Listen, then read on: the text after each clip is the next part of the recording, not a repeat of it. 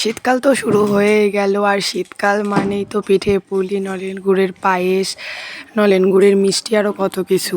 তো শীতকালে এরকম নলেন গুড়ের পায়েস বানানো শুরু করা যাক। এটা ছিল, কেউ বলে এটাকে কাটা পিঠে, কেউ বলে ছড়ি কাটা।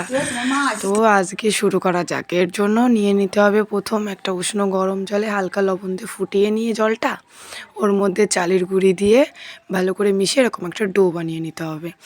তারপর সেটা হালকা হালকা করে ছোট ছোট লেচি কেটে নিয়ে সেখান থেকে অল্প করে নিয়ে নিয়ে এরকম সাপের মতো লম্বা লম্বা বানিয়ে নিতে হবে। এইদিকে আমি লম্বা লম্বা এরকম করে বানিয়ে রাখছিলাম, আর আমার শাশুড়ি ছোট ছোট করে সরিগুলো কাটছিল।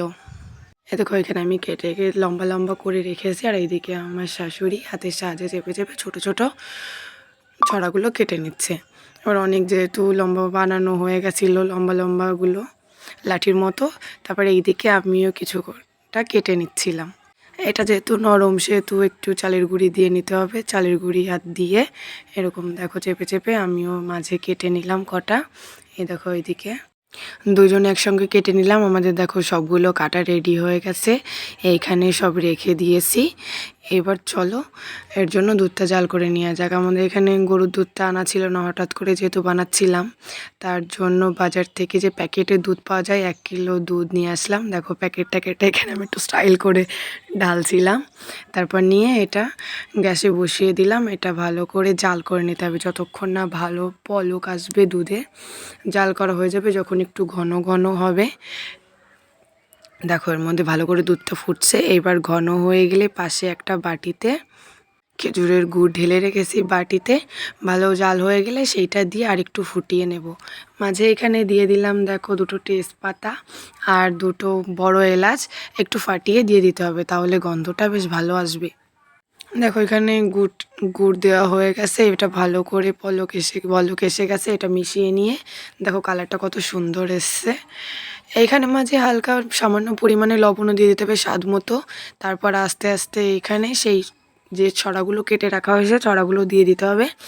এটা একবারে ঢেলে দিলে চালের গুঁড়িটা তো জমাট বেঁধে যেতে পারে, ভালো হবে না। তার জন্য এক হাতে নাড়তে হবে আর অল্প অল্প করে এটা ঢেলে ঢেলে মেশাতে হবে যাতে সেটা জমাট বেঁধে না যায়, তাহলে ভালো হবে। আর এটা যেহেতু চালের গুঁড়ো সেহেতু বেশি একটা ফোটানোর দরকার নেই। এখানেও হালকা একটু বলক আসলেই এটা নামিয়ে দিলে হয়ে যাবে।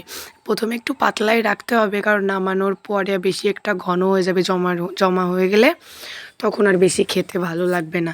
যার জন্য দেখো আমাদের এটা ভালো করে ফুটে গেছে, আমরা এই পর্যায়েই নামিয়ে নেব। তারপর এটা যখন ঠান্ডা হবে তখন অনেকটা ঘন হয়ে যাবে। দেখো আর একটু নাড়িয়ে দেখে দিলাম, দেখো কেমন পর্যায়ে নামাতে হবে, এইটুকুতেই ঠিক আছে। এবার আমরা এগুলো আলাদা আলাদা পাত্রে এটা নামিয়ে ঢেলে রাখবো ঠান্ডা হওয়ার জন্য। এটা যতটা ঠান্ডা হবে তত খেতে ভালো লাগবে। এটা গ্রাম অঞ্চলের দিকে মানুষ রাত্রে বানিয়ে রাখে, সকালে বাসিটা খেতেও অনেকটা ভালো লাগে। যারা খেয়েছো তারা সবাই জানবে কাদের কাদের এই পিঠেটা ভালো লাগে। তোমাদের এইখানে কি কি নাম বলে এটা সবাই জানিও। Tata, bye bye.